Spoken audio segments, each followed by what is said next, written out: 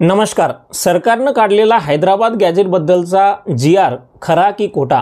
मनोज जरांगेंची परत एकदा सरकारकडून फसवणूक झाली काय? आणि मनोज जरांगेची जर सरकारकडून फसवणूक झाली असेल तर महाराष्ट्राचे ज्येष्ठ मंत्री छगन भुजबळ साहेब आपण या जी.आर.च्या विरोधात आणि सरकारच्या विरोधात कोर्टात जाणार अशी भाषा का करताय? मित्रांनो, 2 सप्टेंबर 2025 मुंबईत मराठा समाजाचं आणि जरांगे पाटलाचं आंदोलन आणि उपोषण सुरू होतं.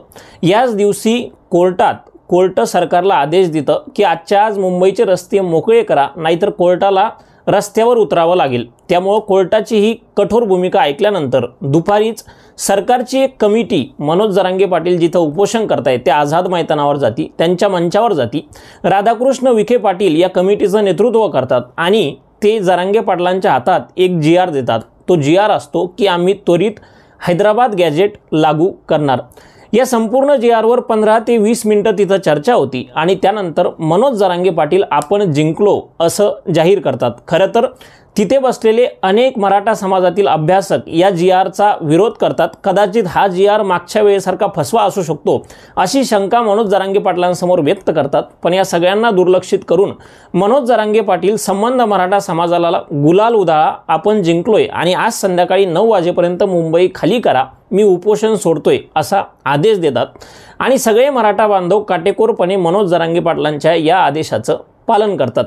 हे सगळं घडल्यानंतर दुसऱ्या दिवशी छगन भुजबळ हा जो काही जी.आर. निघालाय तो आम्हाला विचारात न घेता निघालाय. आपण या जी.आर.च्या विरोधात आहे आणि मी या जी.आर.च्या विरोधात कोर्टात जाणार आहे, कारण हा जी.आर. ओबीसीचं आरक्षण संपवणारा आहे अशी भूमिका मांडतात. त्यामुळं अनेक लोक वेगवेगळे मतं या जी.आर.बद्दल व्यक्त करतात आणि सर्वसामान्य माणसांना कळत नाही की नेमकं या जी.आर.मुळे ओबीसीला काय नुकसान होतंय किंवा मराठा समाजाला काय फायदा होतोय, की नेमकी वास्तविक परिस्थिती काय आहे, की देवेंद्र फडणवीसांनी फक्त स्वतःची प्रतिमा चांगली करण्यासाठी हा फेकलेला एक दगड आहे.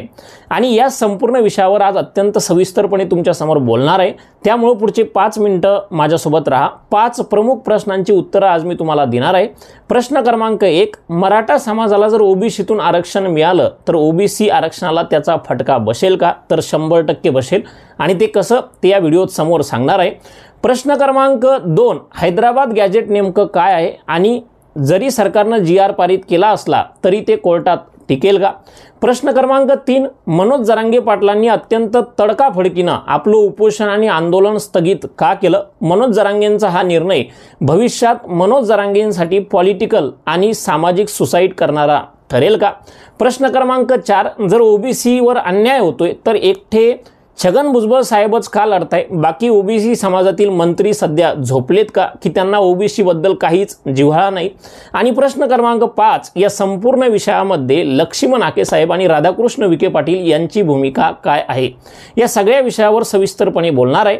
तत्पूर्वी नमस्कार, मी वैभव सांगळे आणि माझ्या यूट्यूब चॅनलवर तुम्हा सगळ्यांचं खूप खूप स्वागत आहे. पहिल्यांदा आले असाल चॅनलला सबस्क्राईब करा, साईडला दिलेली घंटा दाबायलाही विसरू नका, जेणेकरून माझा येणारा प्रत्येक व्हिडिओ सगळ्यात पहिले तुमच्या मोबाईलवर येईल. आजच्या व्हिडिओची सुरुवात करूयात. पहिला आणि सगळ्यात महत्त्वाचा मुद्दा जो अनेक लोकांच्या मनात संभ्रम निर्माण करतोय, जर मराठवाड्यातला मराठा समाज ओबीसीत आला तर ओबीसी आरक्षणाला फटका बसेल का? तर हो, 100% बसेल. कसं ते मी अत्यंत सोपं उदाहरण घेऊन तुम्हाला सांगतो. समजा महाराष्ट्रात एक पोलीस भरती निघाली आणि त्या भरतीमध्ये ओबीसीसाठी 10 आरक्षित जागा आहेत. आता सध्याची परिस्थिती अशी आहे की जेवढ्या जाती ओबीसीमध्ये आहेत त्यामधल्या आपण असं उदाहरण घेऊ की 100 मुलांनी परीक्षा दिली आणि त्या 100 पैकी कुठल्या तरी 10 मुलांना त्या 10 आरक्षित जागा मिळाल्या.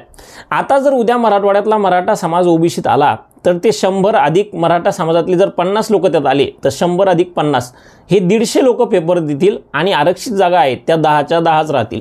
जर मराठा समाजाचे आलेले 50 पैकी 4-5 मुलं पहिल्या 10 मध्ये आले तर सध्या जे ओबीसीत आहेत त्यांना त्या 10 पैकी 5च जागा मिळतील आणि मराठा समाजाचे जे ॲड झाले त्यांना 5 जागा मिळतील. म्हणजे ज्यांना 10 जागा मिळायच्या होत्या त्यांना त्याऐवजी आता 5च जागा मिळणार. त्यामुळं जर तुम्हाला असं वाटत असेल की मराठा समाज आल्यानंतर ओबीसी समाजाच्या आरक्षणाला काहीच फटका बसत नाही तर हे अत्यंत चुकीचं आहे. जर मराठा समाज त्यामध्ये ॲड झाला तर ओबीसी समाजाच्या अनेक जागा तिकडं जातील आणि ओबीसी समाजाच्या आरक्षणाला फटका बसेल, ही सगळ्यात मोठी वास्तविकता आहे. आता पुढचा प्रश्न, हे हैदराबाद गॅजेट नेमकं आहे तरी काय? हैदराबाद गॅजेट म्हणजे ही गोष्ट आहे 1918 सालची, जेव्हा निजामांचं सरकार होतं. हैदराबाद नावाचं एक स्टेट होतं आणि त्यामध्ये आपला मराठवाडा होता. प्रामुख्यानं सध्याचे 8 जिल्हे त्या गॅजेटमध्ये होते. ते 8 जिल्हे म्हणजे औरंगाबाद, बीड, परभणी, नांदेड, उस्मानाबाद, जालना, लातूर, हिंगोली, नंतर औरंगाबादचं नाव आता छत्रपती संभाजीनगर झालं. तर हे जे काही 8 जिल्हे आहे याबद्दल त्या हैदराबाद गॅजेटमध्ये जे काही लिहिलेलं आहे त्यामध्ये मराठा समाजाला मराठा कुणबी असं अनेक जागावर त्याचा उल्लेख केला आहे आणि बऱ्याच जागावर मराठा समाजाला कुणबी म्हणूनही त्यामध्ये प्रबोधित केलेला आहे. आणि त्यामुळे त्याच गॅजेटच्या आधारावर संबंध मराठा समाजाला कुणबीमध्ये न्यावं आणि ओबीसीतून आरक्षण द्यावं अशी मनोज जरांगे पाटलांची मागणी आहे. खरं तर आता ही मागणी कोर्टात टिकेल का? या अगोदर उच्च न्यायालय आणि सर्वोच्च न्यायालय यांनी वारंवार हे सांगितलेलं आहे की कुणबी आणि मराठा ह्या 2 वेगवेगळ्या जाती आहेत आणि यांना तुम्ही एक कधीच सिद्ध करू शकत नाही. त्यामुळं असं असताना आता हा GR कोर्टात टिकेल का? त्यामुळे या GR समोर सगळ्यात मोठं संकट आहे की सर्वोच्च न्यायालय आणि उच्च न्यायालय याच्या विरोधात याच्या अगोदर तरी दिसलेलं आहे. भविष्यात काय होईल माहीत नाही. दुसरी गोष्ट, अनेक बडे ओबीसी नेते आता या GRच्या विरुद्ध याचिका कोर्टात टाकणार आहेत. त्यामुळं हा GR पारित होईल की नाही यावर अजून मोठे प्रश्नचिन्ह येणार आहे.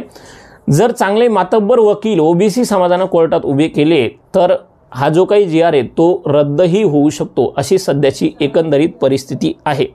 आता पुढचा प्रश्न, मनोज जरांगे पाटलांनी नेमकं एवढ्या तडकाफडकी आंदोलन आणि उपोषण स्थगित का केलं? तर त्याची 2 प्रमुख कारणं आहेत. मुंबईत जे काही मराठा समाजाचं आंदोलन चाललं होतं ते आत्तापर्यंत झालेल्या आंदोलनांपेक्षा वेगळं आंदोलन होतं. कारण या आंदोलनामध्ये अनेक वेगवेगळ्या प्रकारची गोष्टी तिथे घडल्या, अनेक वेगवेगळ्या प्रकारची कृत्य लोक करत होते. आंदोलन कुठंतरी हिंसक वळण घेत होतं किंवा सर्वसामान्यांना त्रास देणारं ठरत होतं. मनोज जरांगे पाटलांच्या हाताबाहेर ते आंदोलन गेलं होतं. लोक मुंबईत वेगवेगळ्या भागात पसरले होते आणि त्यामुळं मनोज जरांगे जे काही आदेश देतील ते सर्वसामान्य लोकांपर्यंत पोहोचत नसल्यानं त्या आदेशांचं पालन होणं अवघड झालं होतं. दुसरी गोष्ट, मनोज जरांगे पाटील 5 दिवसापासून उपोषण करत होते, त्यामुळं त्यांची ही तब्येत बिघडली होती आणि मग अशा परिस्थितीमध्ये आता निर्णय घ्यायचा आहे काय असे प्रश्न अर्थचिन्ह मनोज जरांगे पाटलांसमोर निर्माण झाले. कोर्टही यावेळी आंदोलनाच्या विरोधात होतं. मुंबई मोकळी करा असे कोर्ट वारंवार आदेश देत होतं. आझाद मैदान खाली करा याचाही आदेश कोर्ट देत होतं.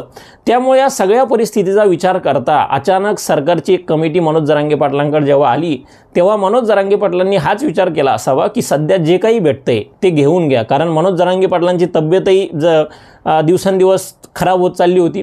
दुसरी गोष्ट, जर हे उपोषण असंच चालू राहिलं तर आणि सरकारची कमिटी आपल्याकडे आलीच नाही तर नेमकं हे उपोषण आणि आंदोलन थांबवायचं कसं हा प्रश्नही जरांगे पाटलांसमोर उभा होता. आंदोलकही हाताबाहेर चालले होते. त्यामुळे या सगळ्या गोष्टींचा विचार करून मनोज जरांगे पाटलांनी सध्या काहीतरी मिळतंय हा विचार करून जे काही असेल तडकीफडकी निर्णय घेतला आणि हा निर्णय घेताना मनोज जरांगे पाटलांच्या मनातही संभ्रम असावा. त्यामुळेच त्यांनी विखे पाटलांना एक वाक्य म्हटलं होतं की विखे पाटील जर यावेळेस दगाफटका केला तर तुमच्या घराबाहेर येऊन आंदोलन करेल. हे वाक्य म्हणून मनोज जरांगे पाटलांनी स्वतःला कुठेतरी वाचवल्याचा केविलवाना प्रयत्न केला. कारण भविष्यात जर काही दगाफटका झाला तर मनोज जरांगे पाटील म्हणू शकतात की हा दगाफटका माझ्यामुळे नाही तर राधाकृष्ण विखे पाटलांमुळे झाला. कारण मी विखे पाटलांना तेव्हाच म्हटलं होतं काही दगाफटका झाला तर मी तुमच्या घराबाहेर येऊन आंदोलन करेल. पण असं जरी असलं तरी यावेळेस पहिल्यांदा मनोज जरांगे पाटलांबद्दल बरेच मतभेद समाजामध्ये निर्माण झाले. कारण अनेक लोक या GRच्या विरोधात होते. त्यामुळे जर हा GR कोर्टात टिकला नाही तर मनोज जरांगेंसाठी भविष्यात हा GR पॉलिटिकल किंवा सामाजिक सुसाईड करणारा ठरेल अशी सध्याची तरी वास्तविक परिस्थिती आहे. पुढचा प्रश्न म्हणजे छगन भुजबळ साहेब. छगन भुजबळ साहेब सध्या एकटेच सरकारच्या किंवा मंत्र्यांच्या किंवा मुख्यमंत्री देवेंद्र फडणवीस यांच्या विरोधात लढत आहे.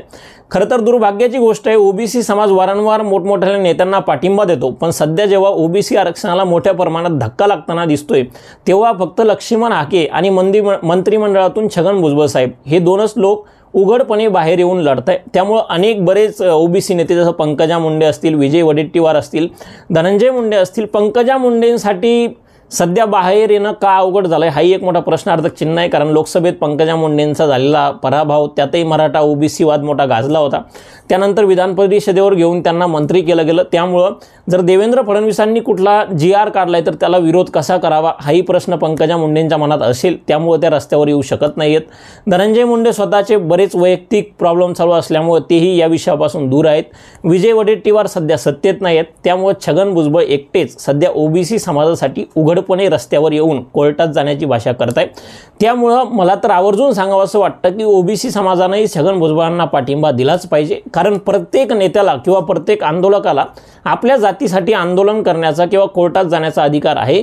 मनोज जरांगे पाटलांनाही मराठा समाजासाठी लढण्याचा अधिकार आहे, त्याचप्रमाणे छगन भुजबळांनाही ओबीसी आरक्षण वाचवण्याचा अधिकार आहे। त्यामुळे आज सोशल मीडियावरही आपण पाहतो की छगन भुजबळांना अत्यंत खालच्या भाषेत त्यांच्यावर टीका केली जाते, त्यांना कुठेतरी परेशान केलं जातं। पण डॉक्टर बाबासाहेब आंबेडकरांचं संविधान हेच सांगतं की प्रत्येक माणूस ज्याला वाटते माझ्यावर अन्याय होतो तो त्याच्या समाजासाठी आंदोलन करू शकतो, कोर्टात जाऊ शकतो, त्यात काहीही गैर नाही। आणि आजच्या याच्यातला शेवटचा मुद्दा म्हणजे लक्ष्मण हाके आणि राधाकृष्ण विखे पाटील। खरं तर लक्ष्मण हाकेंची दाद दिली पाहिजे, कारण कुठल्याही प्रकारचं स्वार्थ नसताना मागच्या 2 वर्षापासून लक्ष्मण हाके वारंवार लोकांना हे समजून सांगण्याचा प्रयत्न करत आहे की मराठा समाज जर ओबीसीत आला तर ओबीसी आरक्षण संपेल, ओबीसी आरक्षणाला मोठा फटका बसेल। त्यामुळं त्यांनाही अनेक प्रकारच्या धमक्या आल्या, अनेक प्रकारच्या गोष्टी झाल्या, पण लक्ष्मण हाके आज ओबीसी समाजासाठी लढत आहे।